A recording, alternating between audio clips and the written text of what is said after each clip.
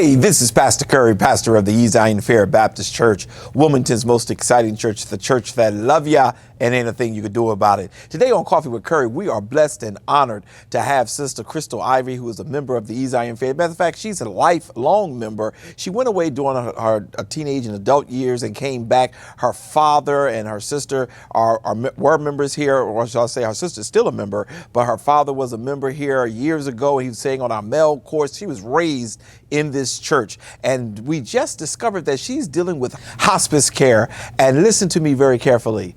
I need you to call somebody. Call them right away. Tell them that Coffee with Curry is on, and let's get after it.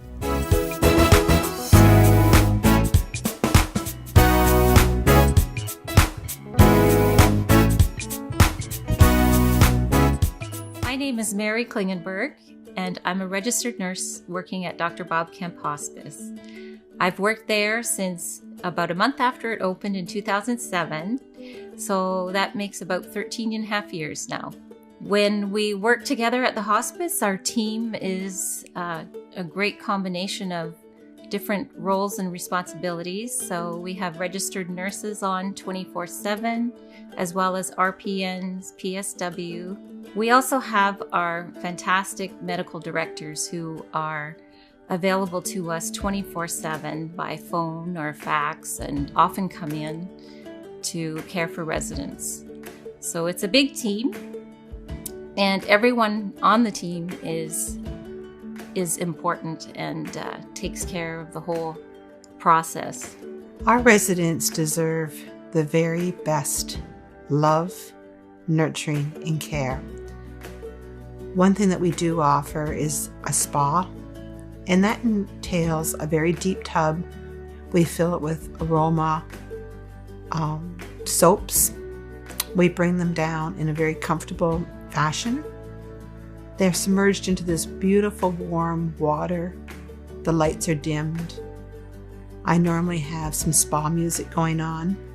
From there, their nails are done, their hair is done, and when we're finished, we wrap them in cozy, warm blankets and towels from our towel warmer.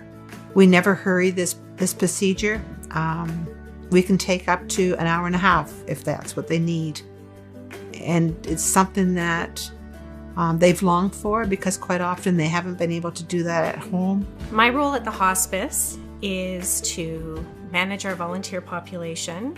I recruit, train, support, and place our volunteers. We have a large number, approximately 150. I also facilitate our wellness programs, and that would be our day wellness, which is on Wednesdays, and our volunteer visiting. Our volunteer visiting is a program by which our volunteers go out in the community weekly, and they connect with people who are dying, people who have a life-limiting illness. It's something that is constant. It's something people can look forward to every week. It is such a beautiful program. We've had some relationships that have gone on as long as 5 years. The Day Wellness program has been running in memory, of course, of dear Dr. Bob Kemp.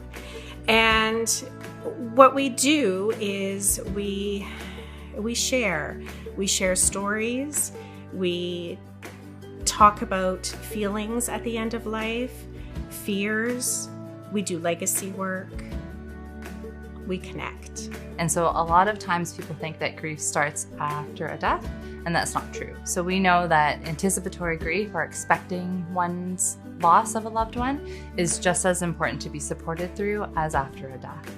So here at Bob Kemp, we actually do a lot of support within the realm of anticipatory grief, as well as after a death has occurred.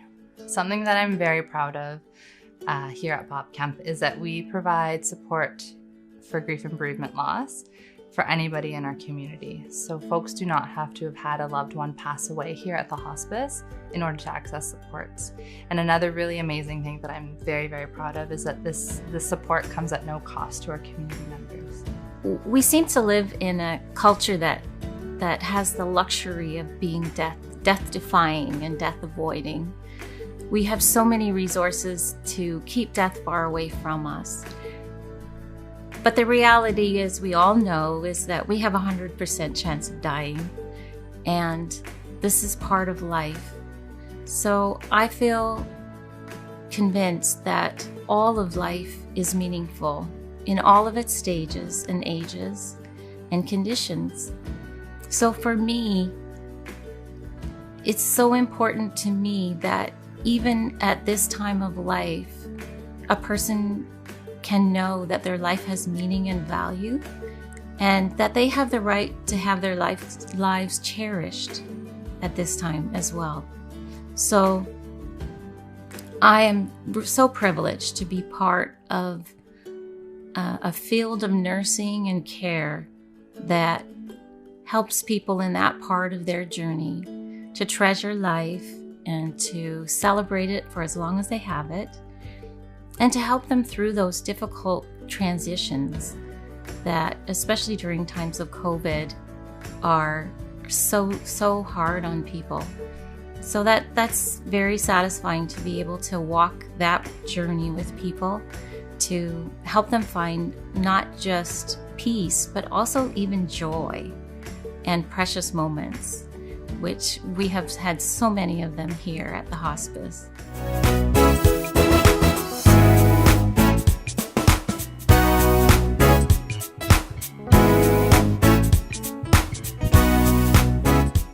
And we're back. Well, it's a joy and a privilege, as I already shared, to have Sister Crystal Ivy with us today. I'm excited. I remember when she came back to East Zion Fair, because to my understanding, you have been a part of East Zion Fair since a little girl. Tell us a little bit about that. Yes. Actually, thank you for having me here, Pastor. My family actually grew up in the church. So my grandmother, Cial Ivy, she was on the pastor's aide and the missionary, and you name it, she did it. And then my father, Woodrow Ivy Jr., he was on the male chorus. Yes. So I'm always familiar with Deacon Burke and Deacon Allen and some of the older people. Even Jay Caldwell, used to love to hear him sing. I don't think Jay would like you calling him old people, but I got you. Absolutely. Yeah. So my family did grow up here. Then, of course, as an adult, I went to another church, and now I'm back home. Wow, we're so excited to have you back home. Yes. It has been a privilege and a joy having you here. And before we really get into some of the things that we want to talk about, because we do have a topic that is a little interesting, but tell us a little bit about family. Well, I am a mother of 4. So my oldest is 30, and then I have a 23-year-old and twins that are 22. Oh, wow. Yes, I have 3 girls and a boy. Okay. And no grandchildren, just a grandpuppy. Okay. That's advancement. That's progress. Absolutely progress. So, unfortunately, both my parents passed away fairly early on my hospice service, which is what we're going to talk about today. Yeah. But my father passed in 2013 and my mother in 2015. Okay. So it's been trying, but God don't put no more on than we can bear. And absolutely correct. Absolutely correct. And the type of spirit that you have had since I've known you here at East Zion Fair has always been upper and chippy. So I'm sure that you were able to get through it, even though no one wants to see their parents transition and things of that nature. Yeah, absolutely. Speaking of the whole hospice care, because this tends to be a spooky conversation that often happens. People, when you hear we're going to issue hospice care, they get scared. Correct. Why? Well, because I think years ago, hospice really did mean that, your loved one was imminent, really about to pass away. But as time has gone on, things have evolved in the hospice world. So it really does not mean that your loved one is imminent, but it does mean that your loved one needs some extra support. Okay.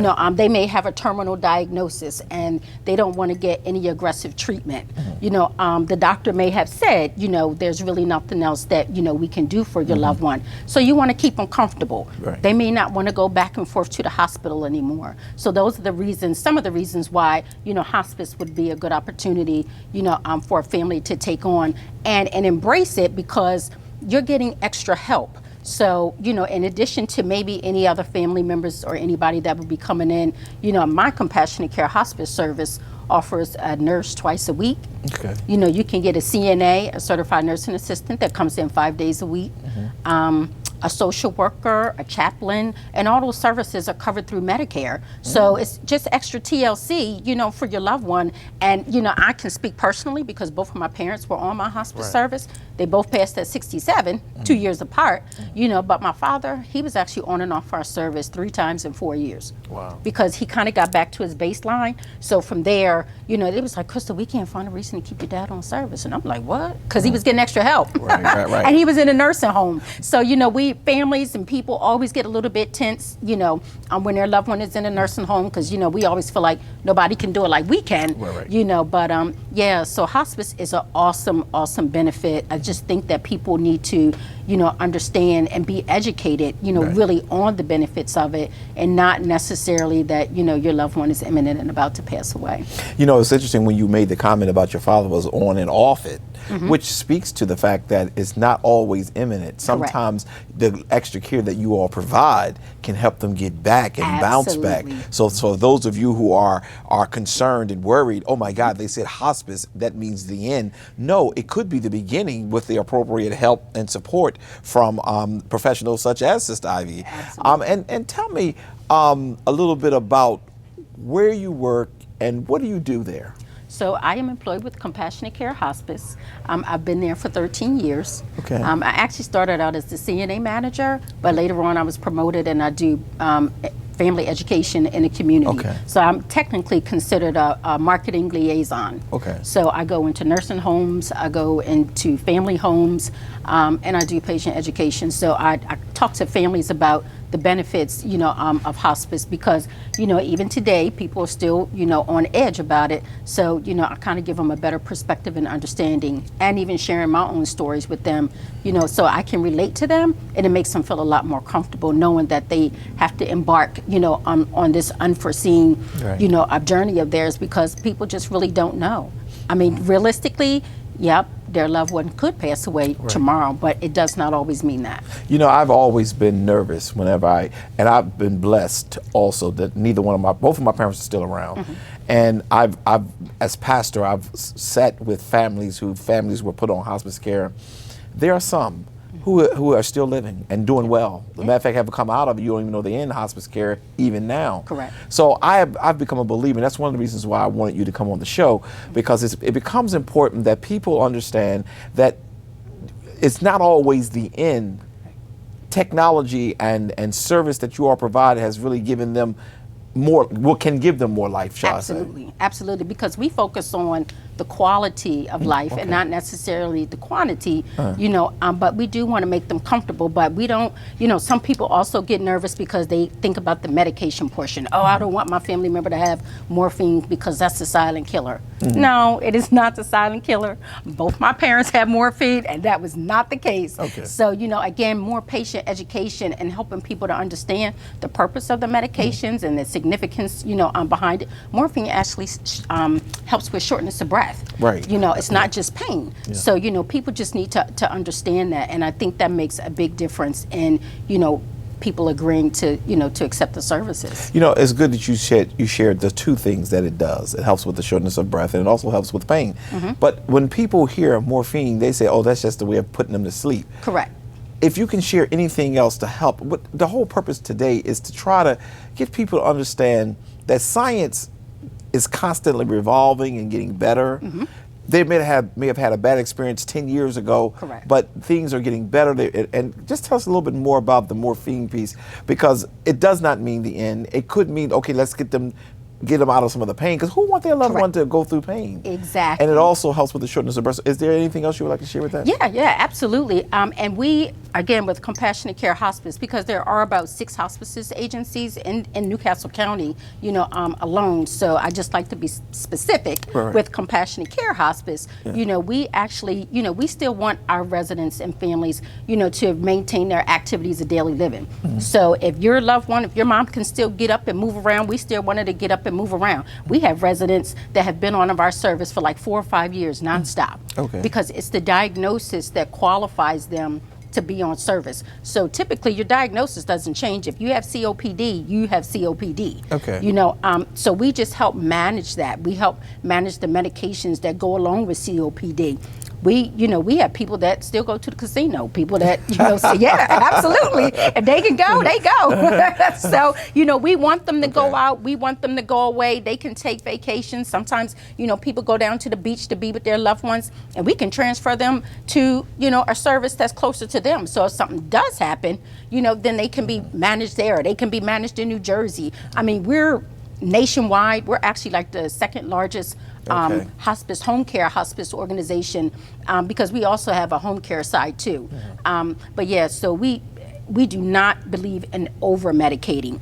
Do we believe in managing symptoms? Yes. Are we going to ask and make sure we give appropriate doses? Yes. But we come out at night, 2 o'clock in the morning, 2 o'clock in the afternoon, weekends, holidays, so our services, do not stop. I got you. So let's talk a little bit about that whole home service, because sometimes people don't want. I've heard the older saints and older people say things like, "Don't take me to no nursing home when my time have come." But you were sharing with me earlier before we came on the air how you can even have loved ones taking care of loved ones and being paid to do it because they have to leave their jobs. Tell us a little bit about that. Absolutely. So we have a home care agency now. On the home care side, it's called Amedisys Home Care because we're under Compassionate Care is under their umbrella. We were brought out as an acquisition. So we do home care, but and then we have other home care agencies that we partner with in the community. Now, I have a specific affiliation, with the home care agency that I know that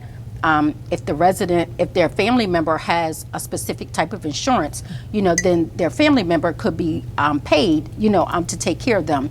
We found that especially right now in COVID with the pandemic and everything, that people have had to take off, kids have had to stop working to take care of their parents, and we know a way that people can, actually get paid for taking care of their loved one. And it has really, really been, a benefit to a lot of people. Okay, good. That's a blessing.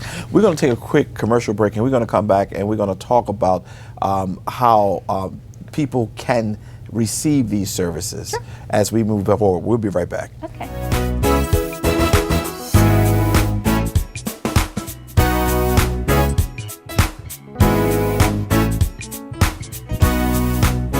Journey began back in November of 2012. It was the weekend of Thanksgiving.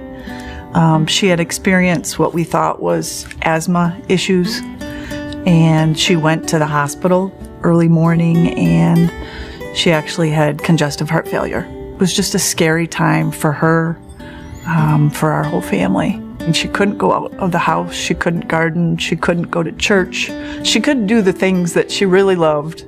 She made the decision in the hospital to deactivate her defibrillator and to come home, And it was really hospice care at home that really was the care that she needed. The first night, it really declined rapidly. We tried as a family to figure out how we could care for her at home. And it just became harder and harder for us to do that.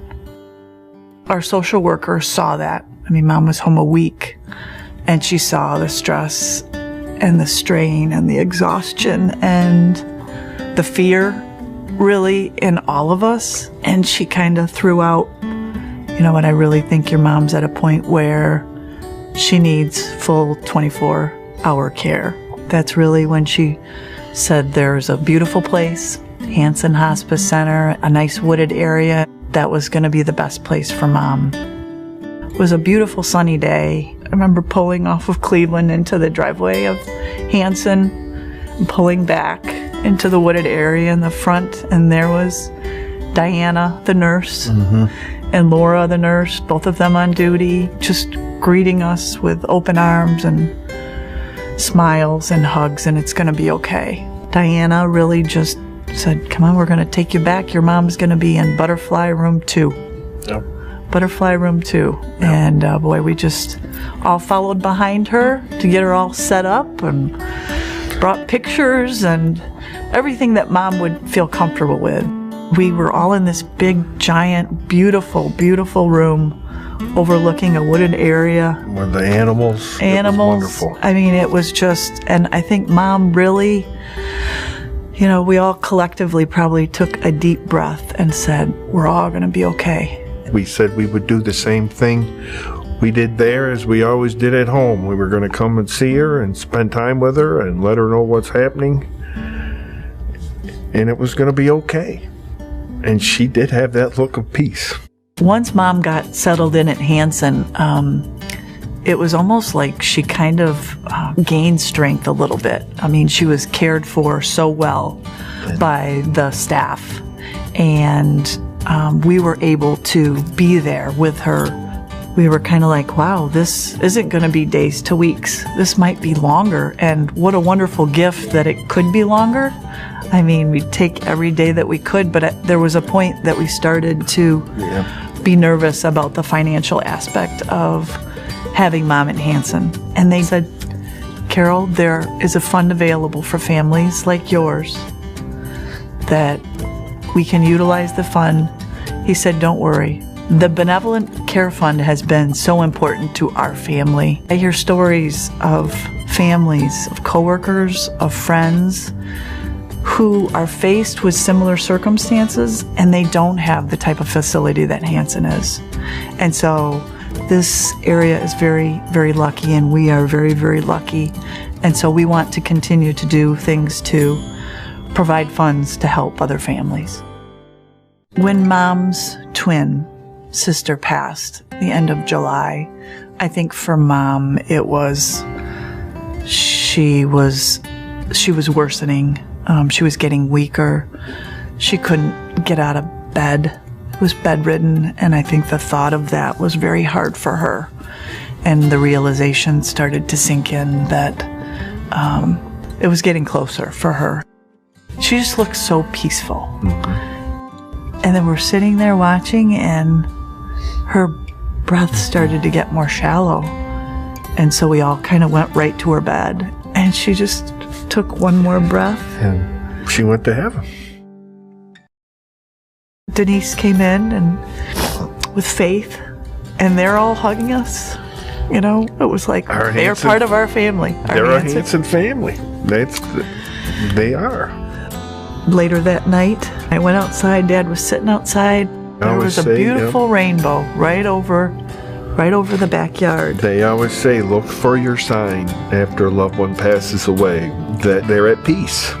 What more could you say than a full rainbow from one end of the property to the other? And we just hugged, cried, and we're going to be okay. We're going to be okay.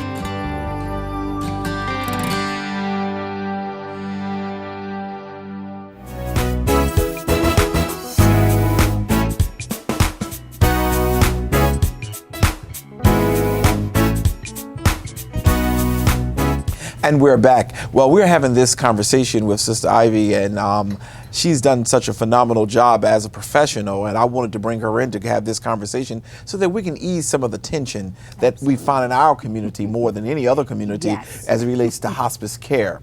How can one become eligible or even be considered for hospice care, or how do they start the process? Typically, it starts with a doctor's order. Okay. So you may be in the hospital, and they may have said, you know, there's not a whole lot we could do, and the doctor may suggest hospice. If you know somebody, I know like some of my family members or friends, because they know I'm employed with hospice, they will say, you know, hey, I think it might be that time, you know, or something like that. But it does start with the doctor's order, and then we would get the order in the office. Our office would give you guys a call. If their loved one is in a nursing home, then that would start with their social worker. Okay. So their social worker would be the one to make the referral. And a lot of times, because I do patient education, and about 90% of the nursing homes here in Newcastle County, they would call me directly and say, hey, you know, I have a family that, you know, you might want to talk to. So, but they can also initiate it. Again, it's a service covered through Medicare. So, and typically we can get somebody out there to meet with the family, to talk to them same day, and then we would send a nurse out to assess. You've said Medicare several times today, and because I'm not that familiar, and I know there's somebody else watching, is it that that's a readily available insurance, or you said Medicare several times other than Blue Cross Blue Shield? Sure. So help me to understand, why are you saying Medicare as so frequently? Well, Medicare is what the government. Okay. Is the insurance. So when you get to be of a certain age, Okay. you automatically qualify Thank for you. Medicare services. Good. So like Blue Cross and Blue Shield and Aetna, those are like private insurances. Okay. And then Medicaid is state-run insurance. Okay, very good. So yeah, that's the difference. Well, that's good. That's good to know. So that means I could be poor and get into hospice care without there being much worry. Absolutely. Okay, that's why I really wanted to know that, because a lot of times people say, well, we can't afford it. My insurance company is not going to approve this. Correct. But you did say the doctor has to, most of the time, have to be the one who say, yes, we're going to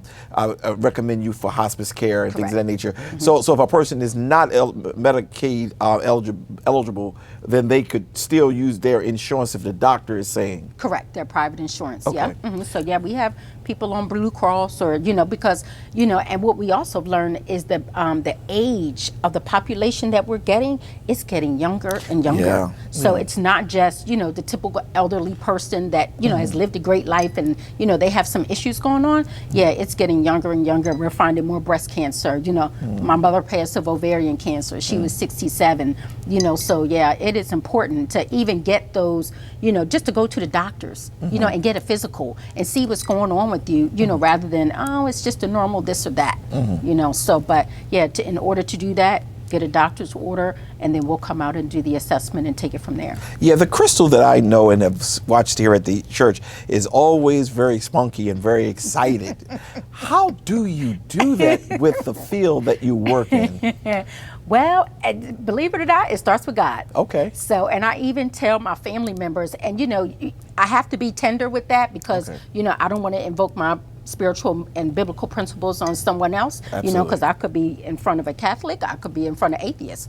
I don't know, but at the end of the day, we all need that help and support. Right. So, but when I know that there's, that I'm with another believer, I let them know that, and when I share my story about my own parents, I tell them, it hits home, but, God has given me the ability, and I think he even blessed me with this position in the first place, because prior to starting in the healthcare organization, I was a stay-at-home mom with a home daycare.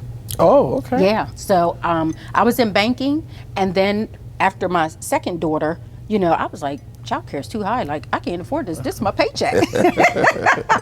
So me and my husband then, talked about it. Right. And so I ended up staying at home, and then I got a home daycare. Okay. And then after I transitioned out of all of that, because now my kids are in grade school and more life, I got a job at Meadowwood. So I was in the mental health and substance abuse part. Okay. And then it just graduated, and here I am in hospice, and I really love it. One, I love talking to people. Okay. I love helping people. All right. And I think that sharing my story, because, my testimony is a help to the next person. Right. So, and I really truly believe that. So that's why I can still smile and be spunky, even in the midst of, when I'm like, whew, boy, I don't know how to do this today, because sometimes some of these family conversations really hit home. Yeah. But I just know at the end of the day, if I can put a smile on somebody else's face or make their day, then, it was a good day for me. Have you had a family that you can recall, you don't have to say any names, that it was really a tough one when dealing with them during this process? Yeah. Yeah, Okay. and sometimes I've had a couple. Some was a large family when everybody is not on the same page. When the power of attorney, or maybe the oldest person in the family, eldest wants to say, well, mommy said, she doesn't want this. And then the youngest one says, well, she told me that she does want it. So then, there's a lot of conflict and dissension within the household, and, families get upset. They're upset with me. They're just upset, in general. So, I just really like to, I'm glad I'm there to help them, through those, questions and those hard decisions, that they have to make. So, and sometimes it means I have to step outside and pray my own self, and then go back in, but at the end of the day, it's always worth it, whether, it was a difficult conversation or, a fairly easy one. Okay. So, but making the decision to put their loved one on hospice is never easy, even when they know that it's what's in their best interest. It's still difficult. And why do you think it's so difficult, especially in our community? Why do you think it's so difficult for people to get the professional help? Because that's how I look at it, that a person needs during if it is their last days. Correct. And, and so part of the diagnosis is you have to have a terminal diagnosis of 6 months or less. So I think that's where the whole frightening part comes in, because they thinking, oh, you know, mommy only has 6 months or less to live. Now, mommy could have more than 6 months, and my mother did, and so did my father. You know, but it's the diagnosis. So could they pass away within the next 6 months? Absolutely. But does it mean they are? No. So I think that when we can help them to understand that, I just think it makes a huge, difference in how they respond, and then how the family interacts with one another, and then we just get everybody involved. Our social worker gets involved, our chaplain gets involved. It's just a whole big love. Okay. Yeah, we're going to take another commercial break, but when I come back, I want to talk about what type of events and activities that you all sponsor as an organization to keep the families motivated, to remember some of the families maybe. We're going to talk about that. We'll be right back.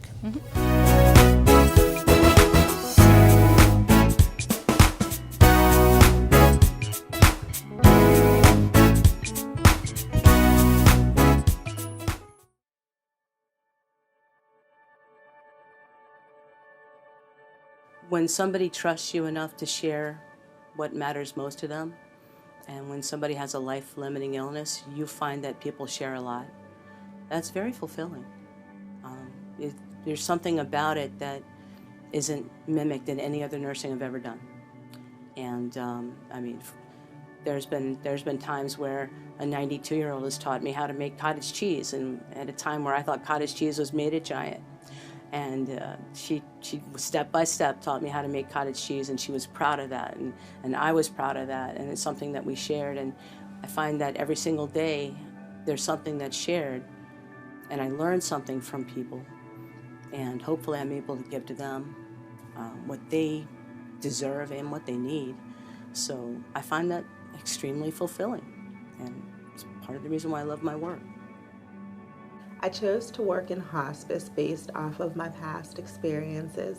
I worked in acute care, and you don't really know much about hospice.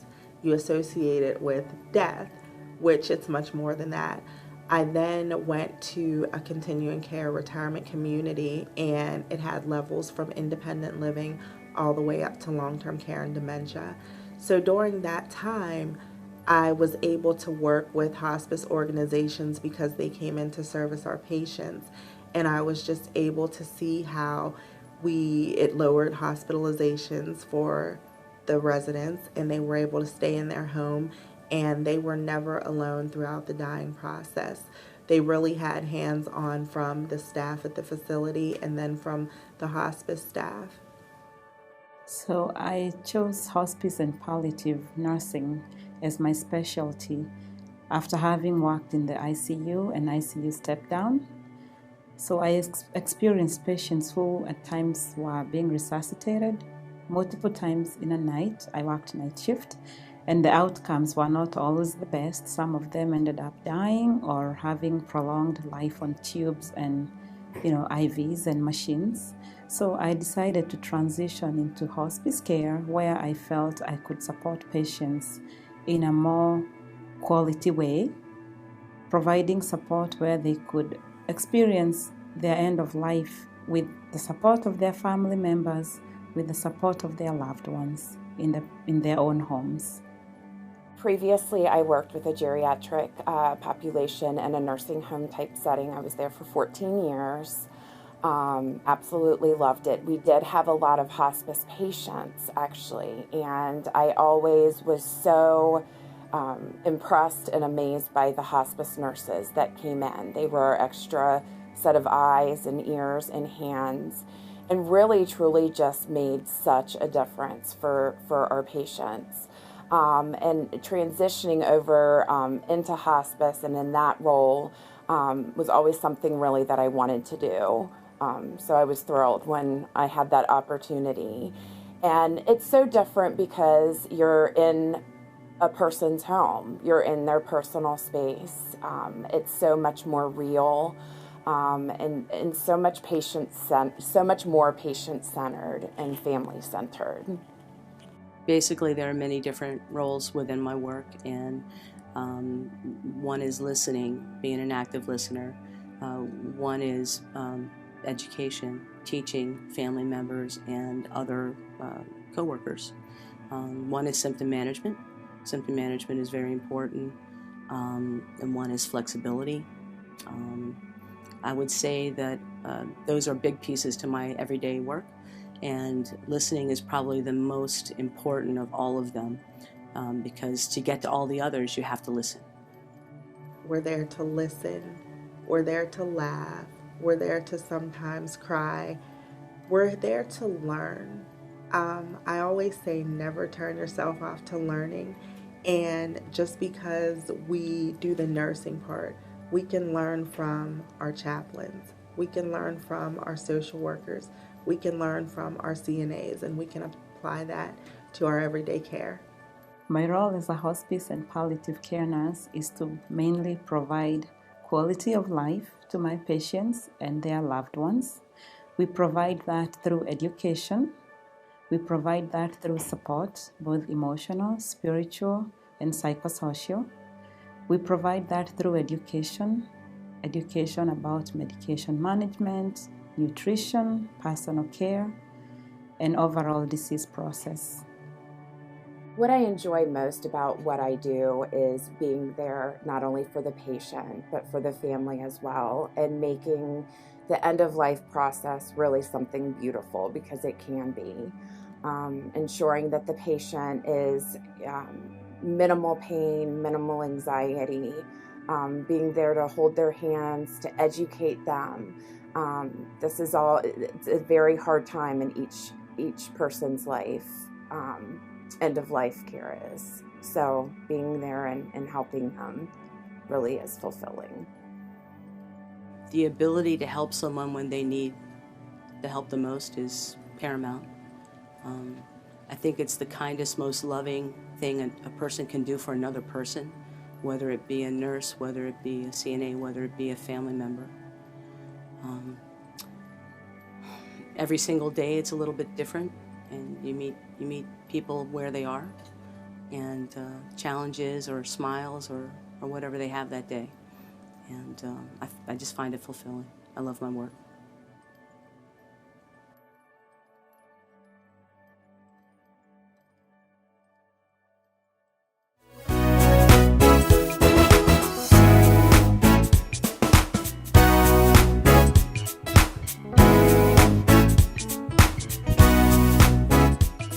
And we're back. Well, we're continuously talking to Sister Crystal Ivy, and she's really given us a wealth of information as it relates to us killing the fear that many of us or many people go through whenever they hear the word hospice care.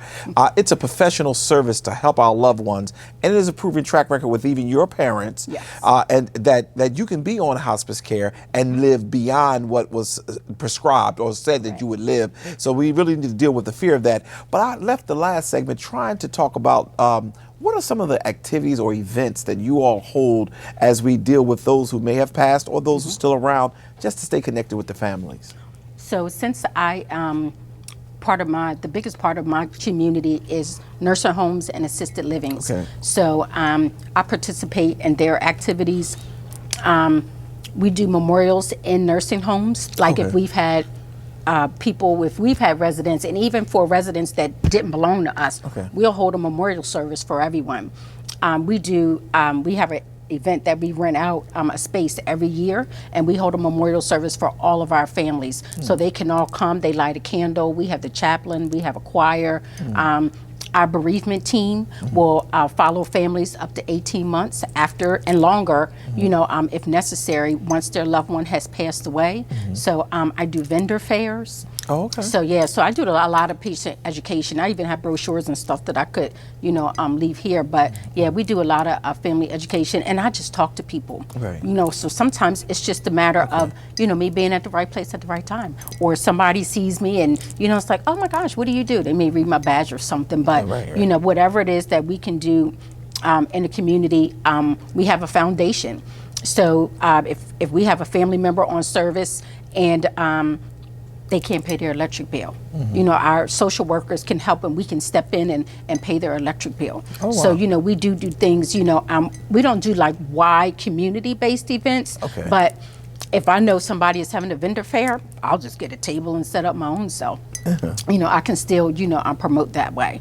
You kind of bring to life the whole shadow. The shadow is that there's a spooky thing happening with hospice, but the way you are presenting it and the way you handle it, it's more that it's about life and giving the quality. I think you said that at the very front part, the quality of how many of the days you have. As a matter of fact, the Bible speaks of that. It says, no matter how many days, live them well. Amen. So if it's a lot of days, hey, live them well. If it's a few days, live them well. And that's what hospice provides for them. And as you were talking, I thought of that scripture quickly. You also talked about bereavement team. Yes. What is that? So our bereavement team is, well, actually it's one individual, but you know, we have other chaplains, you know, involved, and we do pre-bereavement. Sometimes it, you know, we've had a family where the mother was about 55 or 60, so she had, you know, some teenage children in the home, and they knew that their mother wasn't doing well. She was on service, so we did pre-bereavement to help prepare people, you know, and then afterward, we still call the family. We send them literature, we send them pamphlets, you know, we'll call, we'll pray. So the bereavement team is designed to support families after, typically after their loved one passes away, you know, because people still need it. Yes. You know, traditionally, they have a funeral, you know, we're there, we support, and then, you know, we go back to our daily lives, you know, but they have that void now, you know, that needs to be filled. So our bereavement team helps along with that. Great. And what I heard you say that y'all have memorial services. Was that annual? Yeah. And you bring in a choir and things like that. Now you also said, but you have to be careful with, because some people may be Muslims, agnostics, or whatever. Correct. So you try to be respectful, but yet give them the comfort. Absolutely. I think it's just awesome. Yeah. I think it's just outright awesome. There's a whole lot of talk about when a doctor says, and the reason why I'm coming back to this is because I want to make sure they're clear who are watching us today. The doctor says, we're going to put you on bereavement care. Does that mean the person is done? I got to go back to it. I know you already answered it, but I just want to say it again. Does it mean that the person is done? No, it does not. If a doctor says, I'm going to suggest hospice services at this time because there's nothing else that we can do for your family member, it does not necessarily mean that your loved one is about to pass away. Right. And because there's a such thing as miracles, there's a such thing as, now that we found quality of care, which is hospice care, we could probably extend their days and let their days be quality. Absolutely. So I kind of agree with that 100%, and I just hope that those who are watching us would not. Now, also is another thing, as a pastor, I have to deal with death and dying all the time. Sure. You have to share with people that none of us are going to be here forever. Correct. A part of the hospice is to make sure that whatever remaining days, they're quality. I heard you say that. How do you get an irate person who wants to be angry to understand that? For me, and you know, everybody has their own way of talking and handling families. One of the things that I like to do, again, is share my own personal story. And then I also just ask them to give me the opportunity. Let me show you, you know, what it is that we can do for you and your family, you know, and your loved one. And one of the great things about hospice is it's not like it's a binding contract. Of course, you do have to sign consent paperwork for treatment and to bill the insurance, but they could come on hospice service and, you know, and then say, you know what, I'm not ready for this. I'm not ready for this. They can come off. Right. And then in 2 more weeks, if they say, you know what, I really think mommy should have been on hospice service, we can bring them back on. Now, do we want to take them on and off and on and off? No. But it's not a binding contract. So if they didn't like it or they didn't just want to do it because they weren't ready for it, then they could absolutely come off. But I think that I have been very successful in talking to families, even when they were like dead set against it. You know, I'm like, nope. I have facilities that call me and say, Krista, I really think this person would be good, but the family, I just don't think the family's going to go for it. And I said, well, just give me their information. And they give me their information. I make the phone call, and the next thing you know, they on service. Amen. Amen. And is there a rewarding where you helped a family and they really came back and showed their appreciation. Yeah, and and for me, I like it too because I like stay in touch with the families. Okay. Typically, I'm one of the first people that they would talk to, but especially if they're in a nursing home, because I go to care plan meetings, I do, activities in the nursing home, I'm involved. So, I still get to talk to the families, to make sure that they're okay, to make sure that what I said that our service was going to do is actually being done. Okay. So, I like to follow through and stay involved. So that really helps me a lot, and it's gratifying, to the family. Okay. Because sometimes, word of mouth, can make or break a situation. That's right. That's right. And when my name and integrity is on the line, I like to go back and circle back around to make sure that, we're doing what we said we were going to do. So that whole personal care, with you being the person who's guiding and ensuring that they are providing a good service, would leave a person comfortable. Absolutely. With knowing that their loved one will be cared for and protected. Sister Ivy, I've not known you but for the years but only the years that you've been here, and I never knew what you did. And when I heard what you did, I said, that show we gotta do, because even me was very afraid of those words. And again, I'm blessed to have both my parents still here. My two brothers, the only time in my family I've experienced death were my two brothers who were killed, and that was instant. So I didn't, we didn't have to worry about hospice care and things of that nature. Right. But my parents are elderly now, and it's good to hear that even if they need the extra assistance, it's not some dark shadow that they're going into. It could be an opportunity to give them some quality of years, and I need to approach it in that manner. Yes, absolutely. And I think when people, look at it from that perspective, they're not so scared. And I let them know, whatever question you have a question at 2:00 in the morning, you can call me. Obviously, you can call the nurse, you can call the service, but I always like my families to know that they can utilize me, as a resource. And if I don't have the answer, I'll get it. Okay, so as we get ready to come to the end of this time of conversation, what fun things do you do? Well, my favorite pastime is shopping. Oh, okay. I thought you were going to say church, because that's what most people do when they sit here in front of their pastor. But that's good, you're real. I like that. Absolutely. Okay. I'm very transparent. I was doing a presentation yesterday in Bensalem, PA, and I was like, in case you guys haven't figured out, like I'm very transparent, but I'm also direct. They was like, yeah, we figured that out. Yeah. But I love family. Okay. I love my family. Of course, my children. I have a small family. Okay. My mom has one sister left. I just buried my mom's twin sister. Okay. Back in November. But I have cousins, so I like to have big barbecues and gatherings. At my house. I love traveling. Okay. But again, I just love being in the community, helping others. Yes, love being in the community, helping others. Okay, and we enjoy having you because you help to alleviate some of my fears, and I'm sure those who are watching will get an opportunity to feel the same way. And you have your sister who's a part of our family here at the East Zion Fair as well, and she works tirelessly in the missionaries. And where do you work at in the church? I don't. I know. That's why I did it that way.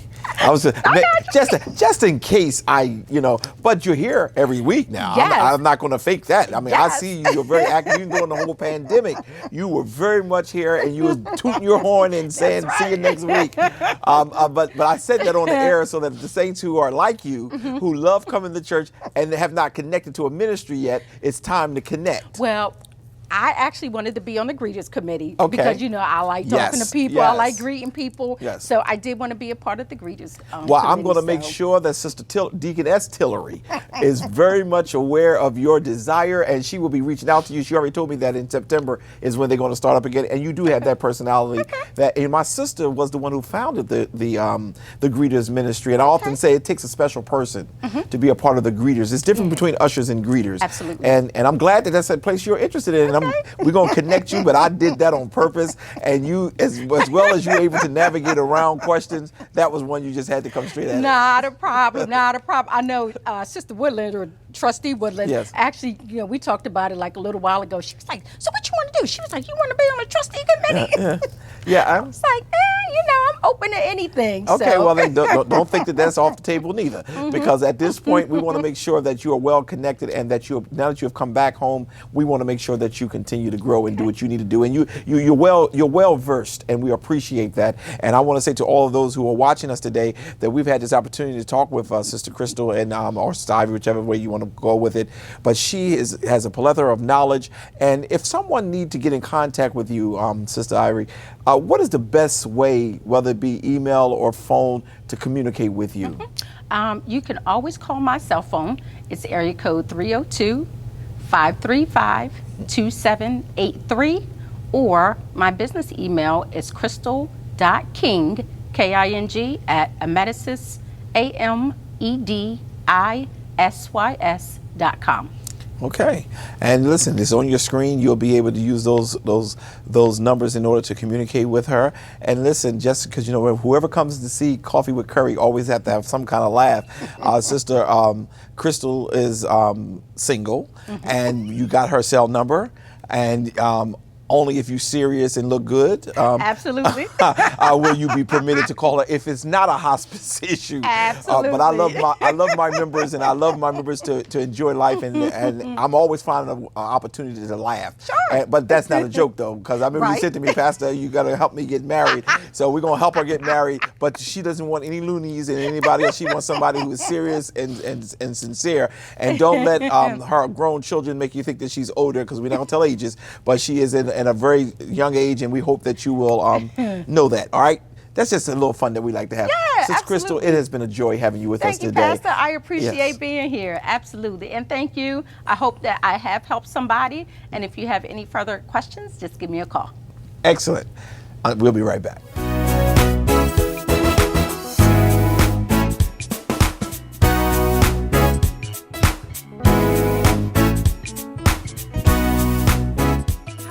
Welcome to my channel. Thank you so much for coming back. In today's video, we're going to be talking about the pros and cons of working in home health. I've done a few videos about my home health journey, and you guys had a lot of questions, especially about home health. So I decided to put this quick video together to tell you guys the detailed pros and cons of working in home health. So if you would like to know more about working in home health, then please stay tuned for this video.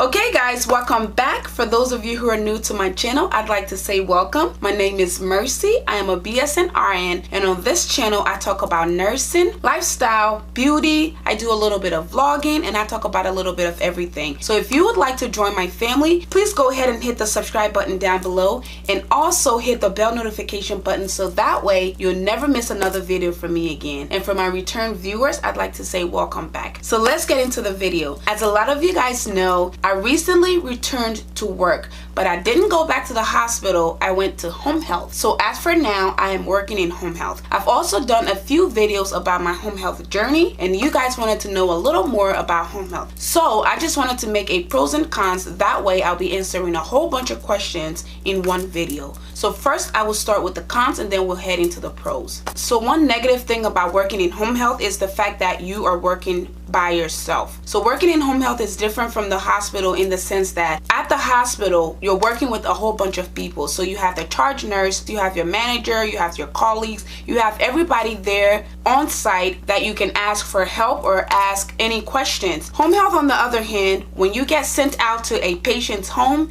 you are by yourself. Not saying that you don't have access to those same people like the charge nurse or the manager or something like that, but the difference is that you have to make a phone call versus just walking up to them. You have to make a phone call and wait for them to answer. If they answer, great, but if they don't, then you have to look for another method to answer your question. So that is one thing a lot of people get intimidated by when they think about working in home health. Another thing that people are afraid about is sketchy neighborhood. So with home care, you can get sent to a lot of different neighborhoods. Some neighborhoods are really nice, and some neighborhoods are not so nice. So a lot of people think, what do I do if I get sent into a bad neighborhood?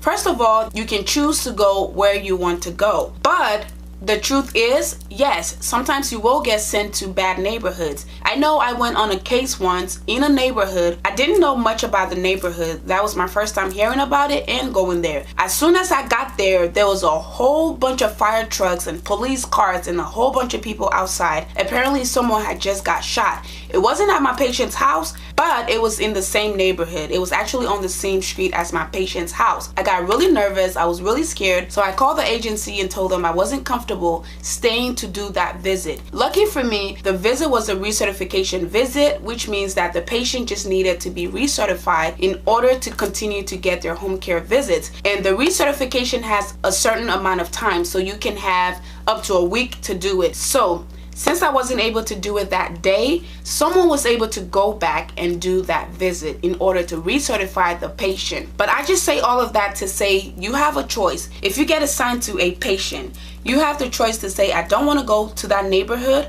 Or when you do get there and something starts to pop off, you can easily call your agency and say that you're not comfortable and you can leave. But that is one big negative about working in home health, because you never know where you're gonna get sent. I've been sent to beautiful, rich neighborhoods where the houses make you feel like, oh my God, what am I doing with my life? And then you go to other neighborhoods and you're even afraid to get out of your car. So that is one con that a lot of people don't like about home health. Another big one is that a lot of times home care does not have benefits. So unless you're working directly through a hospital for their home care, as a home health nurse, you're going to work with agencies, and those agencies are going to offer you a little bit higher pay per hour versus the hospital. But on the downside, there are no benefits. So there are no pay time off, there are no vacations, there are no medical, 401k, sick leave, nothing. There's nothing like that. So the way they compensate you is usually by either paying you a lot more or paying for your gas. So when people ask me the question, does home health nurses get paid more? The short answer to that is yes, they do get paid more, but there's a lot more that goes into why they get paid more than a typical nurse would get paid. Now let me clarify that. A nurse working at the hospital who's been there for, let's say, I don't know, 40 years is going to make a lot more than a new nurse or a nurse working in home health, because you get paid by your experience. So every year you're gonna get a pay raise. So let's say a new nurse gets hired in the hospital and starts out making, I don't know, $25 an hour. Working that same position, another nurse can get paid up to $50 an hour because they've been there way longer than you have.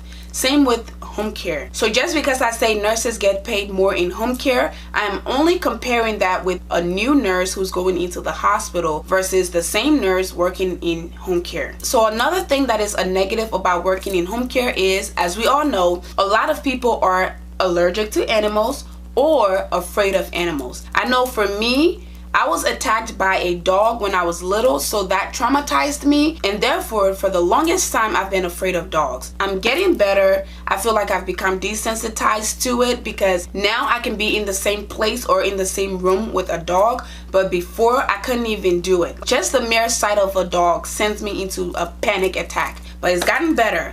So that was one thing I was worried about going into home health. Some people are afraid of cats. Some people are allergic to cats. So that is a negative, and that is something that concerns a lot of people. In that case, you can always tell your agency, if you're afraid of dogs, you can tell them not to send you to a client that has dogs. If you're afraid of cats, same thing applies. But if you have too many allergies and too many fears and too many, I don't know, taboo, then the amount of places that you can get sent get limited. So you only have a limited amount of where you can go, because last time I checked, everybody and their grandparents have pets these days. So that's just something to look into.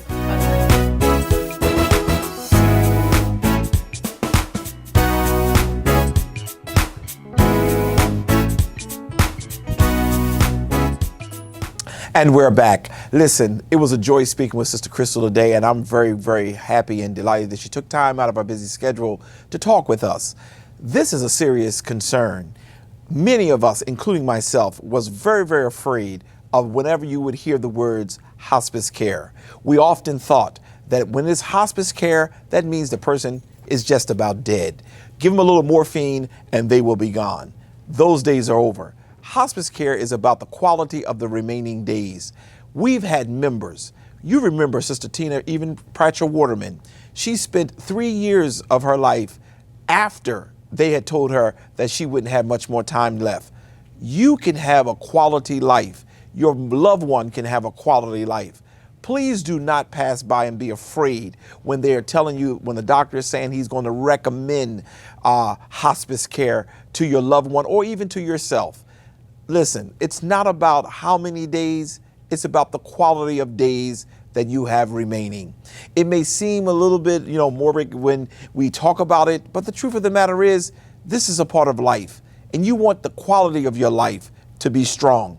I hope and trust you learned something today, and I hope and trust that it has eased some of your fears, because the whole purpose of having this Coffee with Curry was to make sure you do not let the fear of hearing about hospice care overtake you.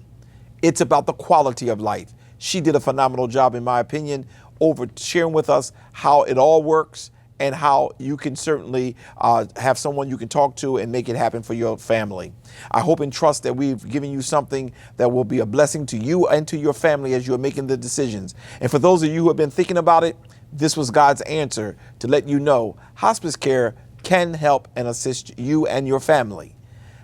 I hope and trust that you enjoyed yourself today. Until the next time we get together, see ya.